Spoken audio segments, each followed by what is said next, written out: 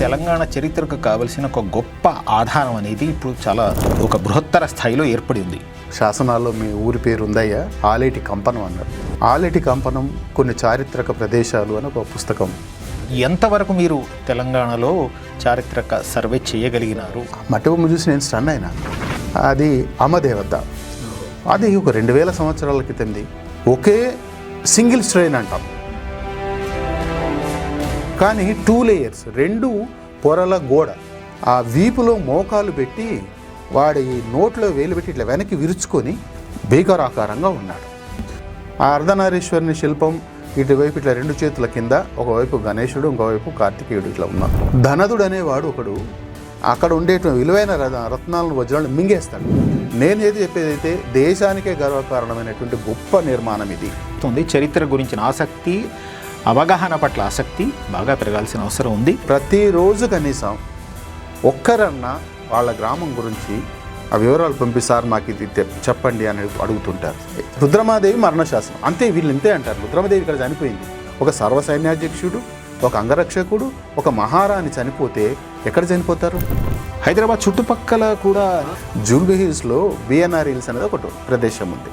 అక్కడ ఒక tortoise rock అని ఉంది, తాబేలు గుండు అంటారు. మొత్తం కింద పరుబండి అనే ఉంది. ఒక దగ్గర పగిలిన చిన్న స్థలం ఇంత గ్యాప్ ఉంది, మట్టితో కూడిన గ్యాప్. అందులో ఇట్లా చేతులతో ఇట్లా అంటుంటే 2 రాక్ టూల్స్, రాతి పనిముట్లు దొరికినాయి. 8000 సంవత్సరాలు వేసుకోవచ్చు. ఈ పరిశోధన ఎలా చేయాలి, పరిశోధన పత్రాలు ఎలా రాయాలి? ఉప్పు కళ్ళు అంటే ఉప్పు రాయి ఎట్లనో, వీరగల్లు అంటే వీరుని రాయి, వీరుని జ్ఞాపకంలో వేసిన రాయి. ఇంతకుముందు నమోదు కాని కొత్త సమాచారం అనేకం మీ సభ్యుల పరిశోధన వల్ల బయటకు వచ్చిందని. ప్రపంచం మానవ చరిత్రకు ఏమాత్రం తగ్గని చరిత్ర తెలంగాణకు ఉన్నది. మల్లన్న గుహ అని ఉంటుంది. ఒక చోట మనుషులు కత్తి యుద్ధం చేస్తున్నట్టు ఉండే, అది కూడా హిస్టారికల్ ఉంటాయి. ఆ పెట్రోగ్రేఫ్ అనేది ఏముందంటే అందులో ఒక పెద్ద పులి, ఆ పెద్ద పులి చుట్టూ మనుషులు తిరిగి వేటాడటం. అసలు ఒక సీనరీ.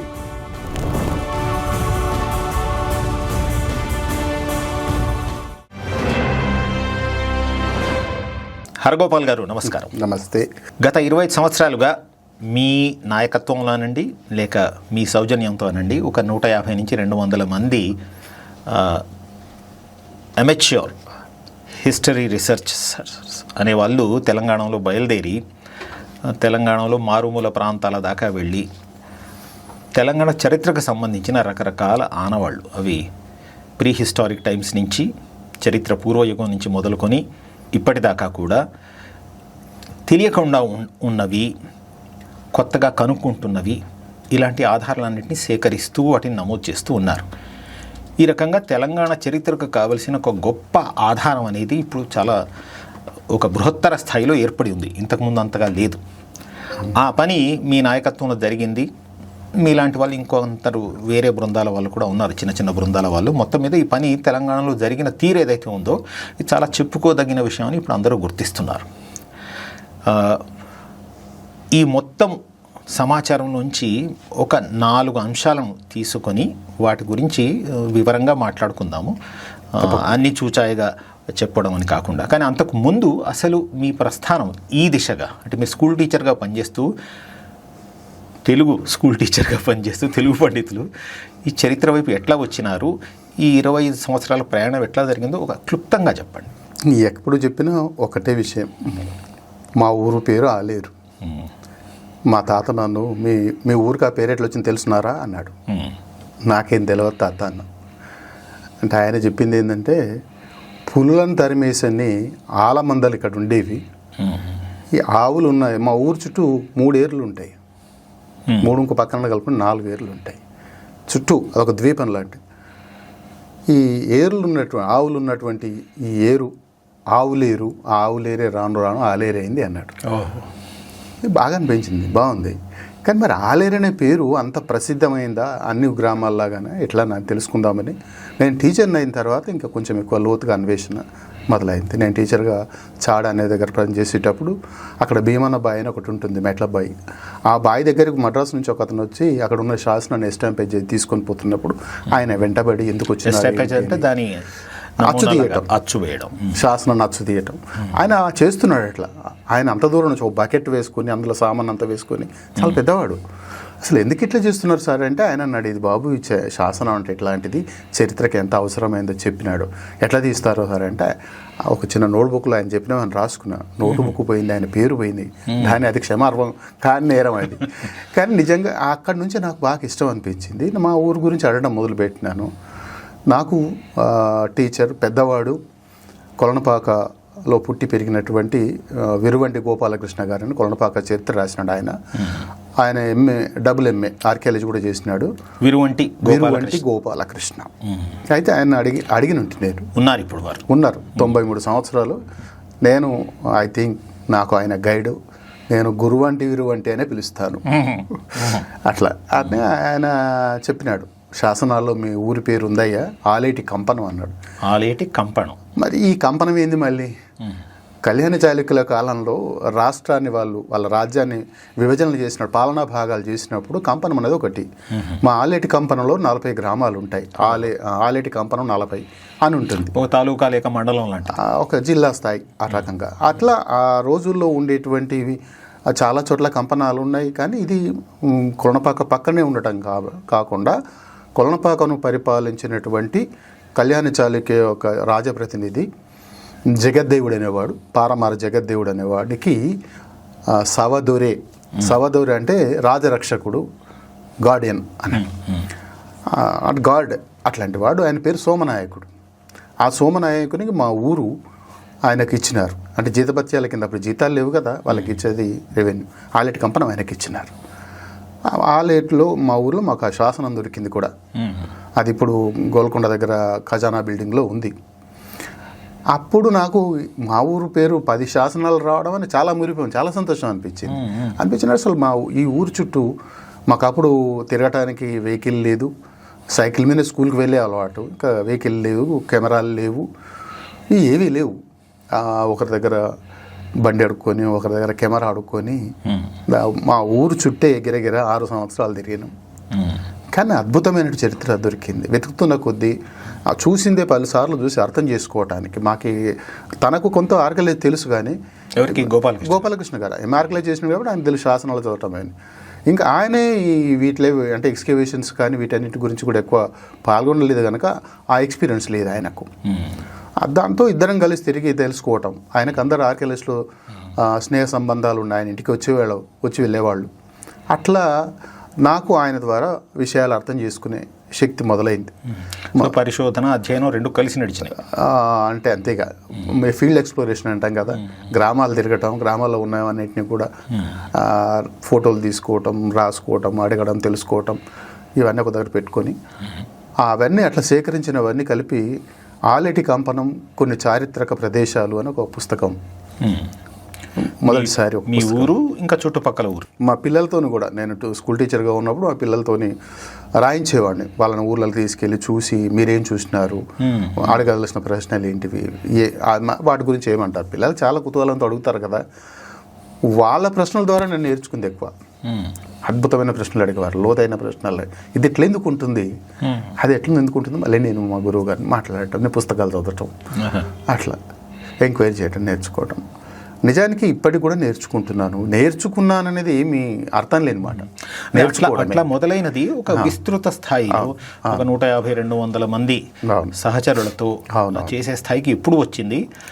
అట్లా మొదలైన తర్వాత ఎంతవరకు మీరు తెలంగాణలో చారిత్రక సర్వే చేయగలిగారు? సార్ నేను అట్లా అంటే, మేము అప్పుడు మొదలైనప్పుడు మా గురువు గారు, నేను, ఇప్పుడు విరువంటి గోపాలకృష్ణ గారు, నేను, కొంతమంది టీచర్ కొలీగ్స్, నా స్టూడెంట్స్, ఓల్డ్ స్టూడెంట్స్, ఎక్కడికైనా వెళ్ళినప్పుడు, ఆయా గ్రామాలకు వెళ్ళినప్పుడు అక్కడ ఉండేటువంటి వాళ్ళతో కలిసి ఈ ప్రయాణాలు చేయడం, వాళ్ళని కూడా నాతో అంటే గురువు అనే అభిమానంతో నేను కొత్తది చూస్తున్నాను, చెప్తున్నాను, వాళ్ళకు కూడా ఇంట్రెస్ట్తో రావటం చేయటం. అప్పుడు పెద్దగా చిన్న బృందమే, అంత ఒక 10-20 మంది బృందమే మాది ఉండేది. అట్లనే కంటిన్యూ అయినాను. నేను ఎక్కడ పని చేసినా ఆ ఊరు గురించి, నేను ఉదాహరణకి నాది లాస్ట్ స్టేషన్ అనేది కొలనపాక దగ్గర సోమారం అని ఒక విలేజ్. ఆ విలేజ్లో పనిచేస్తున్న ఆ ఊరును నాకెందుకో అక్కడ చారిత్రకమైన విషయాల గురించి అడిగితే పిల్లలు తీసుకెళ్ళి చూపించినారు. అక్కడ ఒక పాటిగడ్డ అంటే పాత ఊరు అడుగు అదంతా. అక్కడ నాతో పనిచేసేటువంటి ఒక టీచర్ దశమంత్ రెడ్డి అని ఉంటాడు. వాళ్ళ నాన్న వ్యవసాయం చేస్తే ఆయనకు ఒక బొమ్మ దొరికింది, మట్టి బొమ్మ. మట్టి బొమ్మ చూసి నేను స్టన్ అయినా. అది అమ్మదేవత. అది ఒక 2000 సంవత్సరాల క్రితంది, అంతకన్నా ఇంకెక్కువ వయసే ఉంటుంది. అంటే కాల్చిన మట్టిది, బంక మట్టి, టెర్రకోట మట్టి అంటాం, టెర్రకోట బొమ్మ అంట. అది దొరికింది. అక్కడ శాతవాహన కాలం నాటి ఇటుకలు, పెంకులు చాలా ఉన్నాయి, పూసలు. చిన్న బొమ్మ, చిన్న బొమ్మ, ఇంత చిన్న. అది అసలు నాకు ఇంకా దాని పేరు కూడా ఏంటంటే సిమ్ములోని పాటిగడ్డ అంటారు. సిమ్ములోడు అంటే ఏంది, శాతవాహనంలో ఉండే శ్రీముఖుడే, వాడిని సిముకుడు అంటారు. చిముకుడు లేదా సిముకుడు అంటారు ప్రాకృతంలో. శ్రీముఖుడు అని సంస్కృతం, యాక్చువల్గా సిముకుడు. మరి సిమ్ములోని పాటిగడ్డ ఉంది, సిముకుడు ఉన్నాడు. శాతవాహన ఆనవాళ్ళు దొరుకుతున్నాయి కదా. మా ఊర్లో కూడా ఆలేరులో కూడా పాటిగడ్డ ఉంటుంది, ఒక 3 కిలోమీటర్ దూరంలో. దాన్ని ఉల్లిపాటిగడ్డ అంటాం. అంటే ఊరు స్థలం మారుతూ ఉంటుంది కాబట్టి మాది 3 కిలోమీటర్ల పైన ఉండేది, ఇప్పుడు 3 కిలోమీటర్ల కిందికి వచ్చింది. అంటే నీటి వనరులు ఎట్లా పోతుంటే వాటి వెంట పోయినారు వీళ్ళు, నీటి జాడలు పట్టుకొని పోయినారు అట్లా అన్నట్టు. అట్లా మాకు ఆ ఊరు, నాకు ఆ ఊరిచ్చిన బహుమానం ఆ అమ్మదేవత. వాళ్ళని మీ దగ్గర ఉంచుకోండి అని నా కొలీగా దశమంత్ రెడ్డి నాకు ఇచ్చినాడు. సార్ మీరైతే దాన్ని కాపాడుతారు, దాని గురించి చెప్తారు. చాలాసార్లు దాని గురించి రాయడం, చెప్పటం. అదొక విలువైన వస్తువుగా నేను దాచిపెట్టుకున్న అపూర్వమైన వస్తువు అది. ఇంకా అట్లా నేను రిటైర్ అయిన తర్వాత మాత్రం ఫుల్ ప్లెడ్జ్లో, పూర్తి స్థాయిలో నేను ఇట్లా రిటైర్ కాగానే. సంవత్సరం రిటైర్ అయినారు? 2013లో రిటైర్ అయినాను. అదేదో చిన్నప్పుడు అప్పుడు ఏదో 6 ఏళ్ళు రావాలని బడిలో వేసినప్పుడు నాకు 4 ఏళ్ళ వయసులోనే బడిలో పట్టుకొని పోయి రిటైర్మెంట్ అప్పుడు 2 ఏళ్ళు ముందుగా 56కే రిటైర్ అయినాను. అదేమి పెద్ద సమస్య కాదు. కానీ అది నేను దిగిన వెంటనే నాతోనే ఒక కవిమిత్రుడు, ఆయన టీచర్ వేమగంటి మురళీకృష్ణ అని, ఆయన తెలంగాణ జాగృతిలో మనం వర్క్ చేద్దాము, అక్కడ హిస్టరీ టీం ఉంది, అందులో పనిచేద్దాం. టీం అంటే చాలా పెద్దది కాదు, మనం కూడా ఏముంటుంది మన కంట్రిబ్యూషన్, వెళ్దాంలే అని నేను కుతూహలంతో వెళ్ళినాను. తీరా వెళ్ళి పనికి పూనుకున్నప్పటికీ 2 మిగిలినాము, ఇంకెవరు లేరు. ఎవరెవరు వస్తారని చెప్పిన వాళ్ళ పేర్లు ఏమీ లేవు. ఒక 3 ఏళ్ళు నేను ఆయన సైకిల్ మోటార్ మీద తిరిగినాం. 300-400 కిలోమీటర్లు సైకిల్ మోటార్ మీద వెళ్ళి ఆ విలేజెస్ గురించి చేసేవాళ్ళం. పనిగిరి దాకా వెళ్ళినాం, హైదరాబాద్ నుంచి పనిగిరికి. అట్లా వెళ్ళి ఫోటోలు తీసుకురావడం, వాటి గురించి ఎప్పటికప్పుడు రాసి అప్పుడే మొదలు పెట్టుకున్నాం ఈ ఫేస్బుక్ అని ఇలాంటి రాయటం అనేది, సోషల్ మీడియా. అంతకుముందు నాకేం తెలియదు, ఈ ఫేస్బుక్ అని ఇవేం తెలియవు. రాయటం మొదలుపెట్టాను. అందులో అట్లా రావడం అయిన తర్వాత ఒక 3 ఏళ్ళు గడిచిన తర్వాత వాళ్ళు అప్పుడు ఒక వెహికల్ ఇచ్చినారు, కారు, డ్రైవర్ను. అంటే మేము వెళ్ళినప్పుడు వాళ్ళు పర్మిషన్ తీసుకొని బయటకు వెళ్ళటం. అట్లా ఒక్కొక్కసారి వారానికి 2-3 ప్రదేశాలకు వెళ్ళి ఫీల్డ్ ఎక్స్ప్లోరేషన్ చేయటం, అట్లా చేసినాం. దాదాపు 400 పైచిలుకు గ్రామాలను తిరిగి చూసినాం ఇప్పటిదాకా. అంటే 2019 డిసెంబర్ ఒక మంచిర్యాలకు వెళ్ళడం, అది చివరి యాత్ర అయిపోయింది. ఆ తర్వాత 6 ఏళ్ళు వాళ్ళతో కలిసి 6-7 ఏళ్ళు కలిసి పనిచేసినాము. ఆ తర్వాత ఇంకెళ్ళింది. అంటే అక్కడ వాళ్ళతో పనిచేసినప్పుడు ఏం చేసినారంటే, జాగృతి అధ్యక్షురాలు కవిత మేడం గారు తెలంగాణ చరిత్ర రాయాలి, ఇది మన ప్రాజెక్ట్ అన్నారు. అట్లా తిరిగి చూస్తేనే, ఫీల్డ్ ఎక్స్ప్లోరేషన్ చేసినాకనే రాస్తే బాగుంటుంది. ఎందుకంటే ఇప్పుడే ఇట్లనే రాయాలంటే ఉన్నట్టు పాతదే రాయటం అవుతుంది, కొత్తవి చేర్చడం కుదరదు. అట్లానే ఒక 3-4 ఏళ్ల తర్వాత 2017 ఆ ప్రాంతంలో మొదలుపెట్టి రాయటం. దాదాపు 5 వాల్యూమ్స్ అయితే పూర్తి అయిపోయినాయి. ఆ 5 వాల్యూమ్స్ యొక్క డమ్మీ బుక్స్ అనే కేసీఆర్ గారు ముఖ్యమంత్రిగా ఉన్నప్పుడు ఆయన చేత ఆవిష్కరణ అయింది. 6th వాల్యూమ్ కాలేదు, అవి అచ్చు కాలేదు ఇంతవరకు. ఇంకా 5 వాల్యూమ్స్ నామకహ మాత్రం ఉన్నాయి, కానీ ప్రజలకు అందుబాటులోకి లేదు. అదొక లోపం. అంటే ప్రాచీన యుగం నుంచి, చరిత్ర పూర్వ యుగం నుంచి ఎప్పటిదాకా రాసినారు మీరు చరిత్రలు? 5 సంపుటాలు. మనకు నిజాం రాజ్యం అయిపోవడం 1948 సెప్టెంబర్ 17 వరకు, 48 దాకా వస్తుంది అంతవరకు. సరే, ఆ పుస్తకాలు బయటికి రావాల్సిన అవసరం ఉంది ఏదో ఒక రూపంలో, అదొకటి ఉంది. సరే, ఇంకా ఆ తర్వాత కాలంలో ఏం చేసినారు?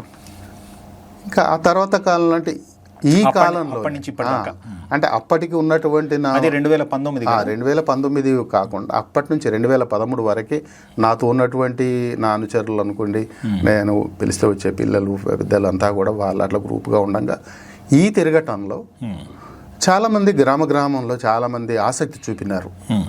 కొత్త విషయాల పట్ల, తమ ఊరు గురించి తమకు ఈ విషయాలు తెలివై మీరు కొత్త విషయాలు చెప్తున్నారు అని. అట్లా ఫేస్బుక్లో నేను పోస్ట్ అంటే చేసినప్పుడల్లా మీరు మీ ఊరి గురించి ఎట్లాంటి ఆవిష్కరణ చేసి గొప్ప అనుభూతి పొందినారో అట్లాంటి అనుభూతి ఇంకెందరితోనూ పంచుకునే అవకాశం ఈ కాలంలో జరిగింది మీకు. చాలా జరిగింది. నాకు ఎప్పటికప్పుడు ఏం చేసేవారంటే ఫేస్బుక్లోను ఫోన్ ద్వారా నా నంబర్ ఓపెన్గా అందరికి ఇచ్చేవాడిని. మాట్లాడేవాళ్ళు, సార్ మా ఊర్లో ఇవి ఉన్నాయంటే మీరు అవి ఫోటో తీసి ఫోటో డాక్యుమెంట్ చేసి పంపండి, అక్కడ ఏమన్నా చెప్పి. సెల్ ఫోన్లు వచ్చేసరికి ఈ పనంతా సులభమైంది. పంపడం అనేది బాగా జరిగింది. దాన్ని ఎప్పటికప్పుడు నేను చూసి వాటిని అనాలిసిస్ చేసుకొని దాని గురించినటువంటి రైటప్స్ అవి చేసుకుని పెట్టుకునేవాడిని. అది వాళ్ళకి పంపేవాడిని. అంటే ప్యారలల్గా ఒకవైపు ఇక్కడ హానరీగా చేస్తున్నటువంటి తెలంగాణ జాగృతి ఉద్యోగం లాంటిది. అది ఉద్యోగం కాదు కానీ I thought it is a job. ఎందుకంటే నాకు వాళ్ళు ఇచ్చినారు పని, మనం చేస్తున్నాం కాబట్టి అంతే. అదొక గౌరవమైనటువంటి వృత్తి అక్కడ చేయడం. దాంతో నేను నేర్చుకున్నాను. ఆ పని చేస్తూ నేర్చుకోవడం అనేది ఎక్కువ జరిగింది. అట్లా బయట ఉన్నటువంటి మిత్రుల ద్వారా అప్పుడు అట్లా పెరిగిపోయింది. ఒక 3-4 ఏళ్లలో నాకు 100 మంది మిత్రుల దాకా పెరిగినారు. వాళ్ళ కంట్రిబ్యూషన్, వాళ్ళు ఒక్కసారి కంట్రిబ్యూట్ చేసినా 100 సార్లు కంట్రిబ్యూట్ చేసినా మా టీం మెంబర్స్గానే భావించడం. టీం మెంబర్స్ అంటే మరి మెంబర్షిప్ కాయిదాలు చింపేదేం లేదు, మాకు ఇంతవరకు సంస్థకి రిజిస్ట్రేషనే లేదు. ఇదంతా స్వచ్ఛందంగా, ఇష్టంతో, తెలంగాణ చరిత్ర పట్ల ప్యాషన్తో, వాళ్ళకు కూడా వాళ్ళ ఊరి మీద మమకారంతో చేసుకుంటూ వచ్చినారు. నా ఊరి చరిత్ర నాకు తెలుసుకోవాలి అని. నేను అంతవరకు ఏ మేరకు సహాయపడ్డానో ఏదో వాళ్ళే చెప్పాలి కానీ నేను కాదు. గత 4-5 సంవత్సరాలు చేసిన పని ఇంకేదైనా కొత్త దిశల్లో వెళ్ళిందా ఇట్లా? అంటే ఇప్పుడు ఈ తిరిగే క్రమంలోనే ఇంకా కొత్త వాళ్ళు ఎప్పటికప్పుడు చేరుతున్నారు. ఈనాటికి నేను చెప్తున్నది అందాజా అంటాం, సుమారుగా 200 మంది పైన ఉంటారు. తిరిగే క్రమంలో వాళ్ళు మమ్మల్ని తీసుకెళ్ళి కొత్త వాళ్ళకుండా, వాళ్ళు మాకు ఈ జాగృతి సంబంధము అది సంబంధం కాదు. వాళ్ళకు మనం కనుక్కుంటున్న కొత్త విషయాలు, మా ఊరు గురించి చెప్పండి, మా ఊర్లో ఇది ఉంది, మా ఊర్లో అది ఉంది అని. ఒకసారి ఒక టీవీ 99 అనేవాళ్ళు ఒక వీడియో తీసి పెడితే అది చూసి మా టీం మెంబర్స్కి చెప్పినాను నేను, పలానా ములుగు జిల్లా కొత్తూరు దగ్గర దేవునిగుట్ట అనేది, ఆ దేవునిగుట్ట మీద ఇట్లయితే జాతర జరుగుతుంది, ఆ బొమ్మలు చూస్తే నాకు చాలా అద్భుతం అనిపించింది, యాంకర్ వాట్ లాగా అనిపించింది అన్న. ఆ మాటతోని ఇది కంబోడియాలో ఉన్న యాంకర్ వాట్ లాగా ఉన్నది అని నేనంటే, ఆ మాటతోని సాదికలేని ఉండే ఆయన తోపుడు బండి సాదికని, ఆయన చనిపోయినాడు. ఇప్పుడు ఆయన ఏం చేసిండ్రంటే, ఇప్పుడు టార్చ్ ప్రధాన కార్యదర్శి పనిచేస్తున్నటువంటి అరవింద్ ఆర్య కొంతమంది కలిసి వెళ్ళినారు. నాకు వాన పడుతుంది కానీ వెళ్ళి ఇష్టం కుతూహలంతో వెళ్ళి చూసినారు. నాకు ఆ ఫోటోలు పంపుతూనే అంటే నేను చెప్పిన ఇదే మాట, చాలా అద్భుతం ఉంది ఇది, అందరం మళ్ళీ కలిసి వెళ్దాం. ఇక రెండవసారి నేను ఇంకో 10-16 మంది అందరం కలిసి వెళ్ళినాం, చూసినాం. ఆ అద్భుతమైన గుడి ఎట్లుంటుందంటే ఒకే సింగిల్ స్ట్రెయిన్ అంటాం, ఒకటే గర్భగుడి. ఇంకా దానికి ముందు పెంచిన అంతరాలం లాంటివన్నీ, మామూలుగా దేవాలయాలకు ఉండే అంతరాలు, మంటపాలు ఇవన్నీ ఏమీ లేవు. సింగిల్ స్ట్రెయిన్ కానీ 2 లేయర్స్, 2 పొరల గోడ, 9x10 అట్లా ఉంటుంది లోపల, అంతే. అది అంతవరకు ఏదైనా గుడి మామూలే. కానీ బయట గోడల మీద, లోపల గోడల మీద కూడా శిల్పాలు, అర్ధశిల్పాలు అంటారు, ఎంబోజ్డ్ అంటాం దాన్ని, అర్ధశిల్పాలు. అంటే ఇటుకల మీద బొమ్మలు, రాతి ఇటుకలు పేర్చి వాటి మీద బొమ్మలు చెక్కినారు.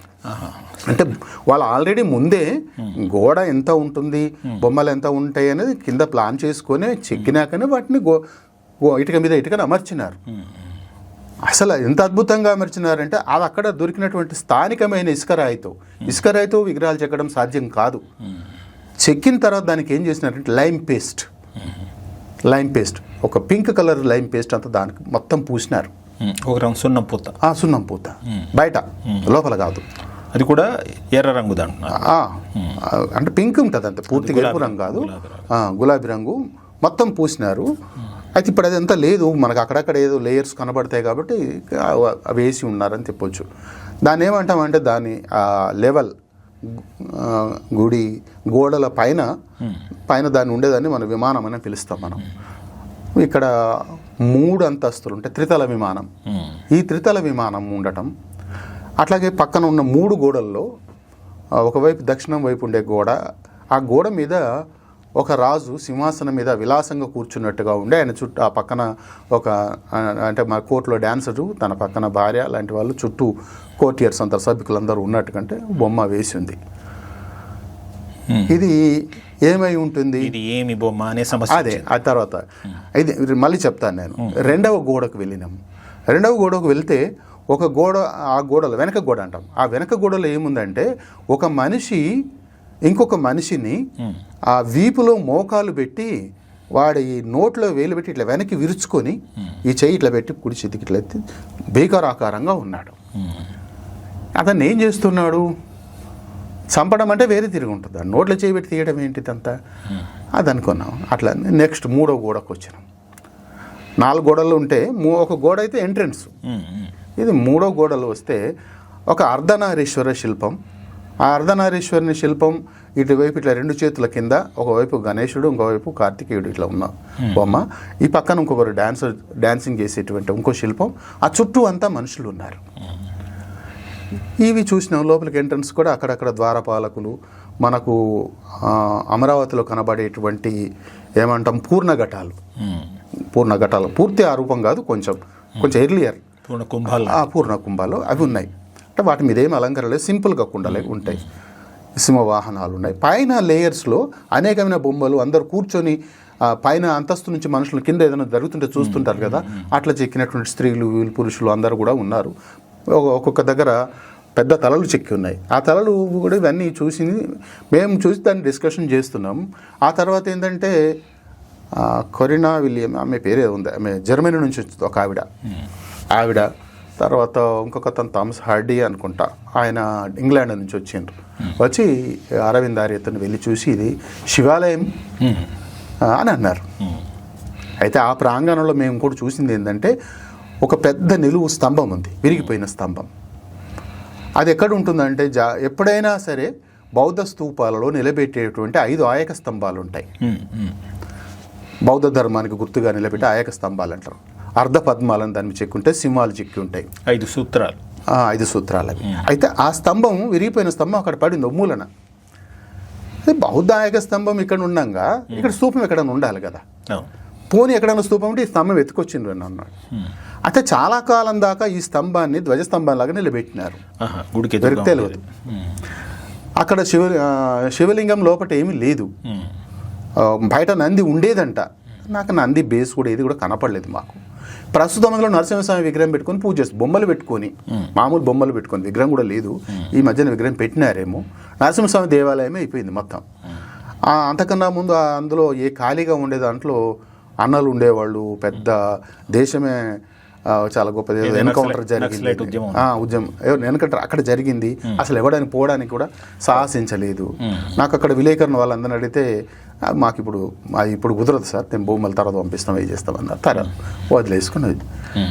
నేను చేసినటువంటి అంటే ప్రయత్నం వల్ల, తెలుసుకునే ప్రయత్నం వల్ల నాకు తెలిసింది ఏంటంటే ఆ గోడల మీద ఉండేటువంటి రాజులాగా విలాసంగా కూర్చున్నది బౌద్ధ జాతకతల్లో మాంధాత జాతకం.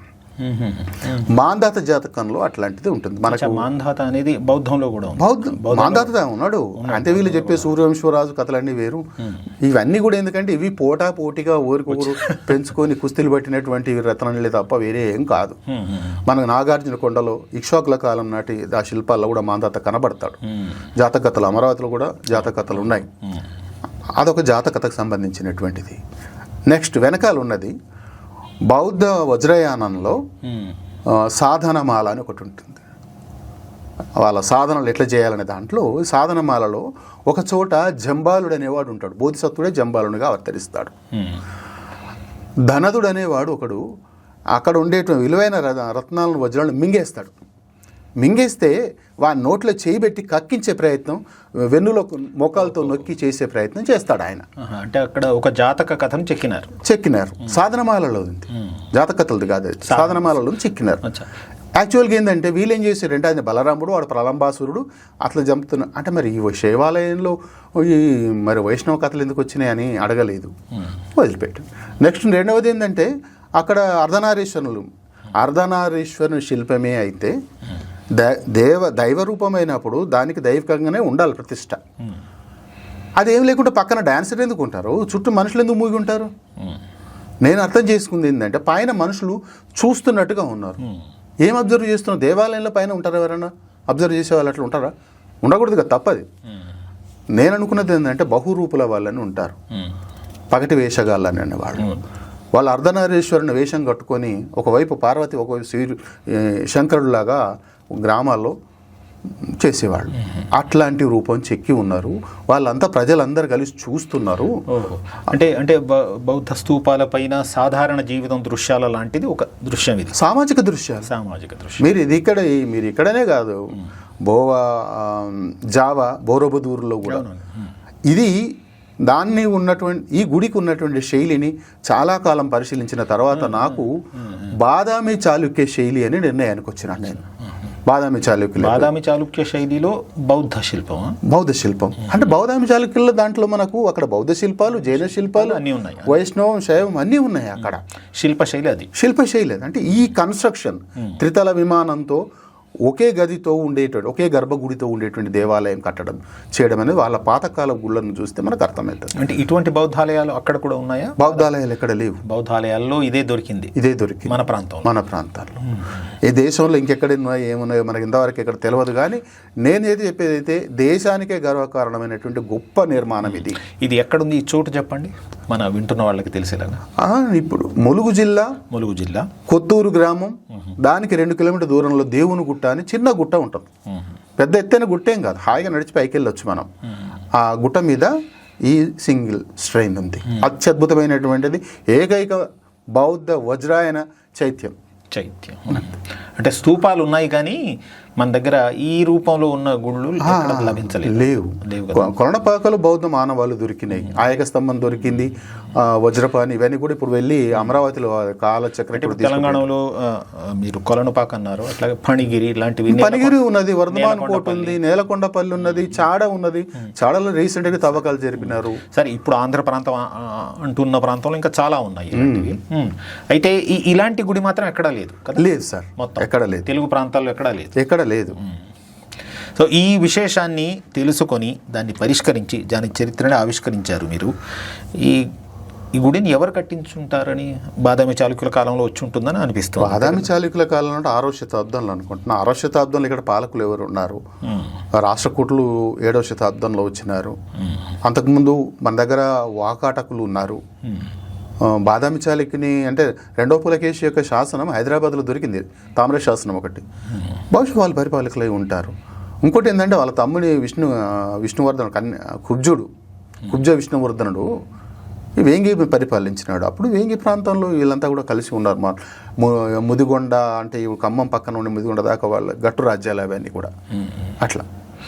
బాగుంది. ఇప్పుడు దేవుని గుట్ట గురించి ఇంత వివరంగా మీరు చెప్పారు. ఇంకో 2-3 ఇలాంటి విశేషమైనవి మీ చారిత్రక పరిశోధనలో కొన్ని 100 అంశాలు వచ్చుంటాయి. ఇలా వివరంగా ఎంచుకున్న ఒక 3 చెప్తురు మనకు. అయితే ఇప్పుడు మీ బృందం, దీని పేరు కొత్త తెలంగాణ చరిత్ర బృందం. తెలంగాణ కొత్త చరిత్ర బృందం కదా? కొత్త తెలంగాణ చరిత్ర బృందం, అది కేటీసీబీ అనాలి ఇంగ్లీష్లో అయితే. సరే, అయితే ఈ కొత్త తెలంగాణ చరిత్ర బృందం ఈ పేరు ఎప్పుడు ఎంచుకున్నారు మీరు? అప్పుడే మొదట్లో మన 2000 సంవత్సరంలో నవంబర్లో మేము మా గ్రామం దగ్గర ఉండేటువంటి ఇక్కుర్తి అనే గ్రామాన్ని చేసినప్పుడు ఆలేరు దగ్గర ఆది మానవుల జాడ అని పత్రికలో వార్త వచ్చింది. అట్లా రావడంతో అక్కడ అనుకున్నాం మరి ఏదైనా ఓ పేరు ఉండాలి కదా అట్లా. సరే, అయితే ఒక దాదాపు 200 మంది సభ్యులతో ఇది నడుస్తోంది కొత్త తెలంగాణ చరిత్ర బృందం. అంటే ఒక విస్తృత స్థాయిలో పరిశోధన జరిగి డాక్యుమెంటేషన్ జరిగి కొన్ని పుస్తకాలుగా కూడా రాసిన తర్వాత 2 సదస్సులు కూడా ఇప్పటివరకు నిర్వహించారు. 2023లో ఒకసారి చేశారు, మొన్న జనవరి 10న 2026 జనవరిలో చేశారు. ఈ సదస్సులు చేయాలనే అభిప్రాయం ఎందువల్ల కలిగింది? దానివల్ల కలిగిన ప్రయోజనం ఏమిటంటారు? అంటే ఇప్పుడు మేము మా దగ్గర చరిత్ర బృందంలో ఉన్నటువంటి మిత్రులందరూ కూడా వాళ్ళు ఏం ఎక్స్ప్లోర్ చేసిండ్రో దాని గురించి వాళ్ళు చెప్పగలగాలి, రాయగలగాలి. దానివల్ల వాళ్ళు చేసిన పని తెలుస్తుంది. ఇంకోటి ఏంటంటే దే లెర్న్ టు రైట్, వాళ్ళు నేర్చుకుంటారు, రాయడం నేర్చుకుంటారు. ఇప్పుడు యూనివర్సిటీల్లో, కాలేజీల్లో లేక చరిత్ర BA, MA ఇట్లాంటివి చేస్తే దీని గురించిన కొంత పద్ధతి తెలుస్తుంది. కానీ మీ దగ్గర వచ్చిన వాళ్ళందరూ కూడా ఔత్సాహికులు కదండి. వీళ్ళు ఎక్కడ యూనివర్సిటీలో వగేరాలు ఉంటున్న వాళ్ళు కాదు, తమ వృత్తిలోనో తమ పనిలోనో ఉంటూ చేస్తున్నారు. కాబట్టి వీళ్ళకు కొంత ఈ పరిశోధన ఎలా చేయాలి, పరిశోధన పత్రాలు ఎలా రాయాలి, ఈ ఆనవాళ్ళని లేక రుజువులన్నింటినీ ఎట్లా పేర్కొనాలి, సైటేషన్ అంటాం కదా, ఇట్లాంటివన్నీ మీరు దాని గురించిన కొంత శిక్షణ, ప్రామాణికత అనేది కొంత అర్థమయ్యేలాగా ప్రయత్నం చేస్తారు. అదే ఒకటి ఏంటంటే 57 నెలలుగా జూమ్ మీటింగ్స్ నడుపుతాను. ప్రతి నెల ఒక జూమ్ మీటింగ్. మేము మొట్టమొదట మాకు వీరగల్ల మీద ఫస్ట్ జూమ్ మీటింగ్ వీరగల్ల మీదనే. అసలు ఎన్నో వందల వీరగల్లు అంటే తెలియని వాళ్ళ కోసం చెప్పండి. వీరగల్లు కల్లు అంటే రాయి, ఉప్పు కల్లు అంటే ఉప్పు రాయి ఎట్లనో, వీరగల్లు అంటే వీరుని రాయి, వీరుని జ్ఞాపకంలో వేసిన రాయి.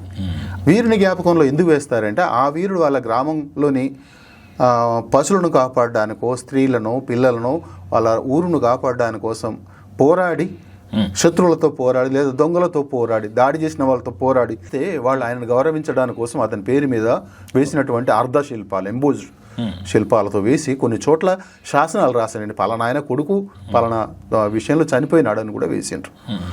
అవి కర్ణాటకలో చాలా బయటికి తీసినారు, పెద్ద చరిత్రలు రాసిండ్రు. మన దగ్గర జరగలేదు, మన దగ్గర తక్కువ. మేము అంటే ఇప్పుడు మా టీం వర్క్ చేసినప్పటి నుంచి వేల వీరగల్లు దగ్గర కూడా అదే సంఖ్యలో ఈ సంప్రదాయం ఉంది, వీరగల్లు వేసిన సంప్రదాయం ఉంది, అంతటా ఉంది. గ్రామాల పొరిమేలలో ఆ వీరుల శిల్పాలను పెట్టేవాళ్ళు. వీరుల శిల్పం కూడా ఒక రక్షణ అనేది.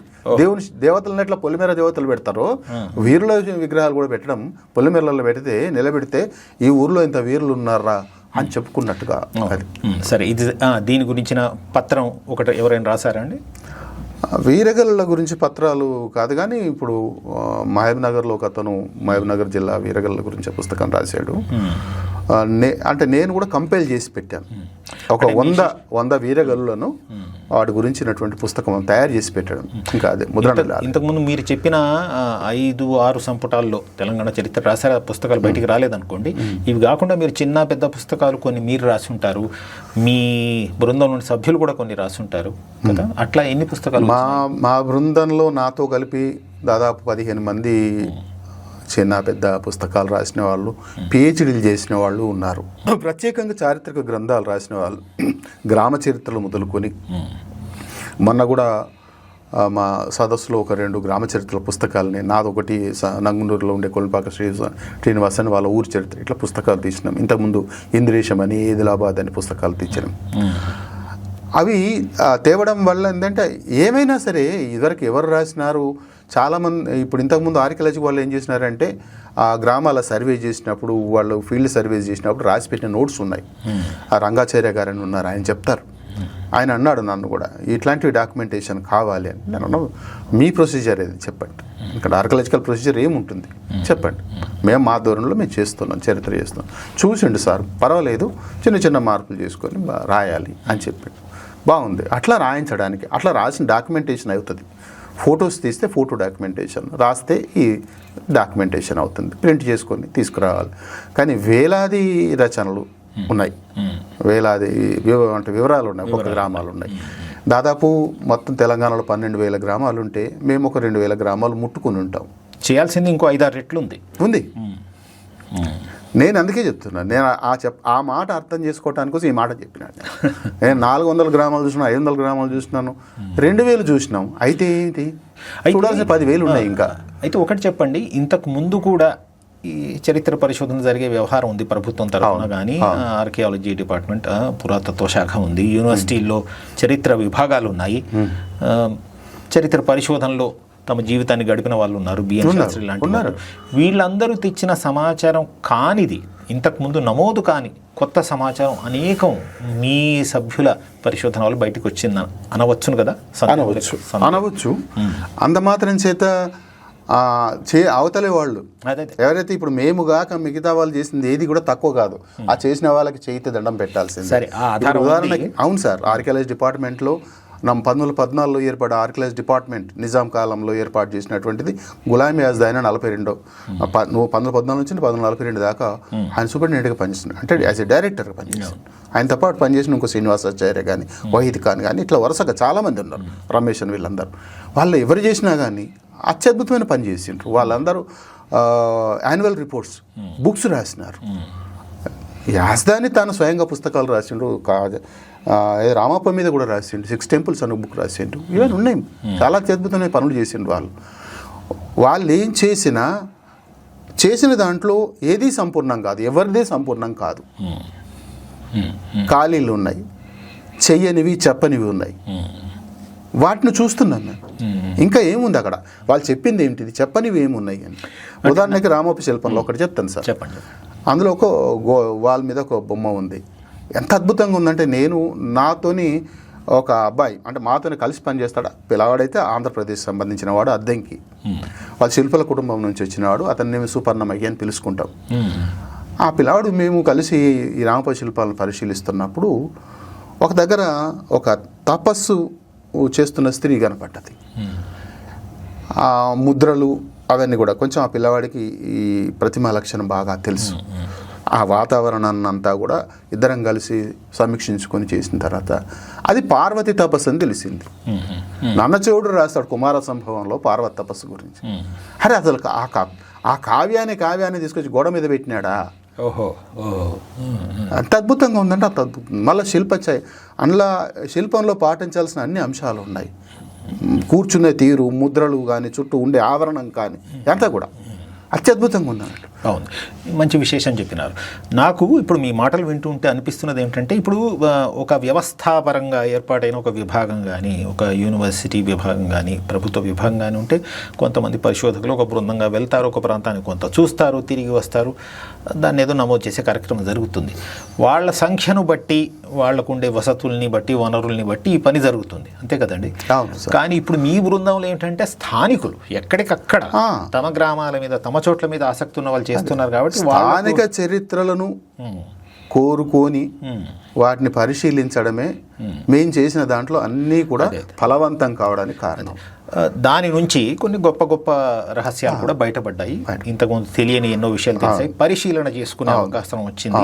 వాటిని వింగడించుకొని, పరిష్కరించుకొని దీని సంగతి ఏమిటి, ఇది ఏ కాలం దయ్యిందంటే ఇట్లాంటివి కొన్ని మీ నేతృత్వంలో ఇవన్నీ చేయడానికి జరిగింది కదా. ఇది తేడా. దీనివల్ల ఏమిటంటే సమాచారం వస్తున్న వేగం కానీ, ఎంత సమాచారం వస్తుంది, ఆ మొత్తం దాని పరిధి కానీ, దాని సంఖ్య కానీ, ఇది చాలా ఎక్కువ జరిగింది కదా. అందువల్ల ఇప్పుడు దీనినంతటిని ఒక పద్ధతి ప్రకారం పెట్టుకొని ఈ సమాచారాన్ని దీన్ని భద్రంగా ఉంచి దీన్ని ఇతర పరిశోధకులకు కానీ, ఇతర చరిత్రకారులకు కానీ అందుబాటులో ఉంచాలి. వాళ్ళు కూడా దీన్ని పరిశీలించి ఏది సరైన దిశలో వెళ్తోంది, సరైన దిశలో వెళ్ళట్లేదు, ఏవైనా తప్పులు ఉన్నాయా అర్థం చేసుకోవడం, ఇలాంటివన్నీ చెప్పాలి కదా. ఈ పనంతా జరగాలి కదా. అవును సార్, నేనేమంటున్నానంటే నేను కాదు, మేము చేసే ప్రతి పనిని కూడా ఓపెన్, ఓకే, పత్రికలకు ఇవ్వడం కానీ పబ్లిక్ డొమైన్లో ఉంది. ఎందుకంటే ఎవరైనా దాని గురించి ఇది తప్పు అని చెప్పినా, మాకు మమ్మల్ని గైడ్ చేసినా అట్లా ఉండడానికే ఓపెన్గా పెట్టుకున్నాం. మమ్మల్ని చాటుమాటుగా విమర్శించడం అనేది నాకు నచ్చదు. మమ్మల్ని గట్టిగానే ఎదురుగానే విమర్శించమని అడుగుతున్నాను. ఎందుకంటే మీరు చాటుగా ఎందుకు తిట్టుకోవాలి, ధైర్యంగా తీసుకుంటారు. హాయిగా నేర్చుకోవడం అన్నప్పుడు అవతల వాడు తప్పు రాని చెప్తేనే కదా నేర్చుకునేది. ఒక టీచర్ దగ్గర పోతే నీకు ఎక్కాలి రాకపోతే ఎక్కాలి నేర్చుకోమని కొడతాడే, నువ్వు నాకు అట్లే చెప్తావు. విమర్శను తట్టుకోలేరు ఎవరు, పండితులు, కవులు, ఇట్లాంటివన్నీ వ్యవహారం ఉంది. అభిప్రాయం ఉంది, దానికి వ్యతిరేకంగా ఉంది. నేనైతే నేను తప్పకుండా ఒప్పుకుంటాను. నాకు అటువంటి అనుభవాలు చాలా ఉన్నాయి, మేము నేర్చుకుంటున్నాం. సరే, కానీ అట్లా ఎవరినైనా అయ్యా ఇది తప్పు కదా అని అడిగినందుకు మాతో శత్రుత్వం పెంచుకున్న వాళ్ళు ఉన్నారు. అందువల్ల నేనేమంటున్నానంటే, నేను చేసేది ఏముంది, నేను అక్కడ నేనేం కొత్తది కనిపెట్టడం లేదు. ఎవరైనా డిస్కవరీ అంటే నేను ఒప్పుకోను. ఎందుకంటే డిస్కవరీ ఏముంది, నువ్వు చేసేది అక్కడ ఉన్నదే కదా, అందరూ చూస్తున్నదే కదా, నీకు తెలిసి ఇది పలానా అని చెప్తావు నువ్వు, అంతే. సరే, ఇప్పుడు దీనివల్ల ఈ 2000 గ్రామాల్లోనే మీరు చేశారు, ఇంకా 12,000 గ్రామాల దాకా వెళ్ళాల్సిన అవసరం ఉంది సార్. కానీ ఈ పరిశోధన వల్ల ఇప్పుడు మీకు ఏమిటో అర్థమైంది? మన తెలంగాణ ప్రాంతపు చరిత్ర పూర్వయుగం నుంచి ఇప్పటిదాకా వస్తే ప్రపంచం మానవ చరిత్రకు ఏ మాత్రం తగ్గని చరిత్ర తెలంగాణకు ఉన్నది. అంటే ఇలా దేశంలో ప్రతి ప్రాంతంలో దొరకవచ్చు. నేనేమి వాళ్ళతోని కూడా కాదుగా దొరకవచ్చును కదా, నేనేం కాదనలేదు. మీరు ఏమన్నారు, మీకు ఇప్పుడు ఏమర్థమైంది అంటే, అవును చెప్పండి. మొత్తం మానవ చరిత్రలో ఎవరెవరికి ఎంతెంత చరిత్ర సౌభాగ్యాలు ఉన్నాయో అన్నీ మా దగ్గర కూడా ఉన్నాయి. తెలంగాణ దగ్గర చరిత్రే లేదు, తెలంగాణకు సంస్కృతి లేదు, తెలంగాణకు నాగరికత లేదు అన్న వాళ్ళకి 2 చేతుల దండం. అంతా ఉంది మా దగ్గర. నీకేం కావాలో అంటే గొప్ప నైశిత్యం, గొప్ప ఆలోచన, గొప్ప పనితనం, గొప్ప కళాత్మకత ఇవన్నీ కనిపిస్తున్నాయి. అన్నీ ఉన్నాయి సార్. వెరైటీ, వైవిధ్యం ఉన్నది, చాలా వైవిధ్యం ఉన్నది. మిగతా నాగరికతలకు, సంస్కృతులకు భిన్నమైన భాష, సంస్కృతులు అన్నీ ఇక్కడ ఉన్నాయి. మీకు భూమి పుట్టినప్పటి నుంచి అంటాం కదా, భూమి పుట్టినప్పటి నుంచి కూడా నీకు ఇక్కడ మిగతా ప్రపంచంలో ఏమేమి ఉందో ఇక్కడ ఈ దాదాపుగా 25 లక్షల చదరపు కిలోమీటర్లు విస్తరించినటువంటి దక్కన్ ప్లేటు, దక్కన్ పీఠభూమి, ఇక్కడ నుంచి అది రాయలసీమ వెళ్తుంది. కానీ ఆ పీఠభూమి మీద అప్పటి కాలం నాటి కొన్ని వందల కోట్ల సంవత్సరాల నాటి బ్యాక్టీరియా అవశేషాలు దొరికినాయి. డైనోసార్లు 2 సార్లు ప్రపంచంలో 2 సార్లు వలస జరిగితే మన దగ్గరికి 2 సార్లు వచ్చినాయి. 23 కోట్ల సంవత్సరాల నుంచి 6.5 కోట్ల దాకా కూడా వాటి బతుకున్నటువంటి వాటి జాడలు, శిలాజాలు దొరుకుతున్నాయి. అవి తినినటువంటి ఆ చెట్లు బండబారిపోవటం, తెలంగాణ భాషలో చెప్పాలంటే బండబారిని శిలాజాలు, వాటి శిలాజాలు దొరుకుతున్నాయి. విన్నారా? గవ్వలు, మనం గవ్వలు అంటాం కదా, అవి కూడా వాటి శిలాజాలు దొరుకుతున్నాయి.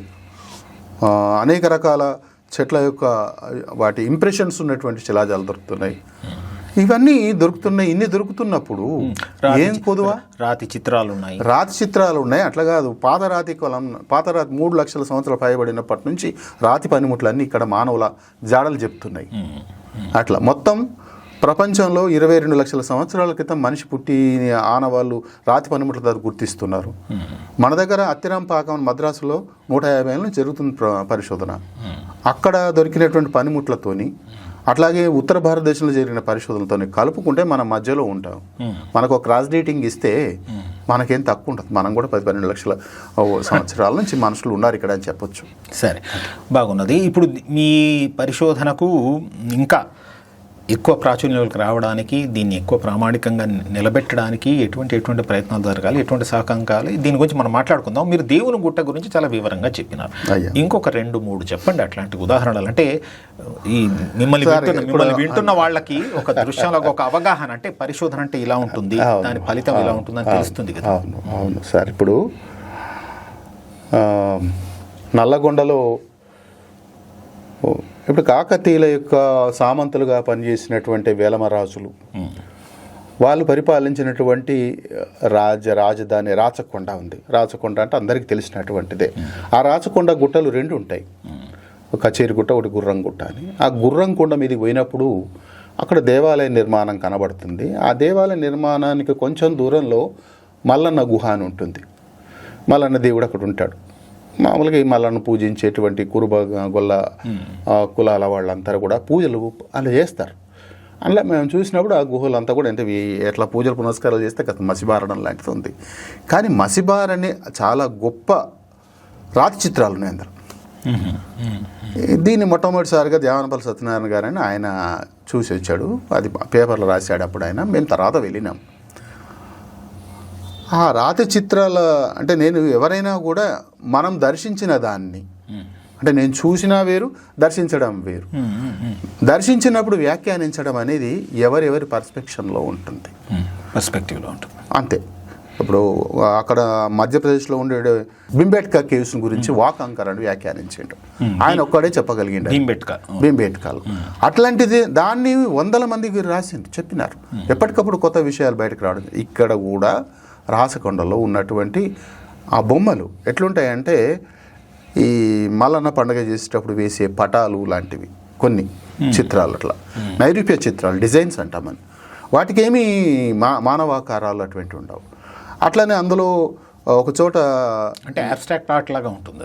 అబ్స్ట్రాక్ట్ ఆర్ట్ చాలా ఉన్నది. అబ్స్ట్రాక్ట్ ఆర్ట్ అంటే చాలా కాలం ముందు ఇది సార్, ప్రీ హిస్టరీ కంటే ముందు ఉంటుంది అది కాదు. ఇది ఇప్పుడు వేసుకునేటువంటి కాలంలో మల్లన్న పండుగలు వేసేటువంటి పటాల వంటివి ఉంటాయి కదా, ఆ పటాల వంటివి కనబడుతున్నాయి. ఒక చోట మనుషులు కత్తి యుద్ధం చేస్తున్నట్టు ఉన్నాయి. అది కూడా హిస్టారికల్గా ఉంటాయి. ఆ తర్వాత ఒక ఏదో దేవత ఉంది, అక్కడ ఒక మనిషి ఉంటాడు, మిగతా వాళ్ళంతా వరుస క్రమంలో నడుచుకుంటూ పోతున్నారని ఒకట్ల అంకుల్లోకి ఇట్లా వేసి ఉంటాయి అన్నట్టు.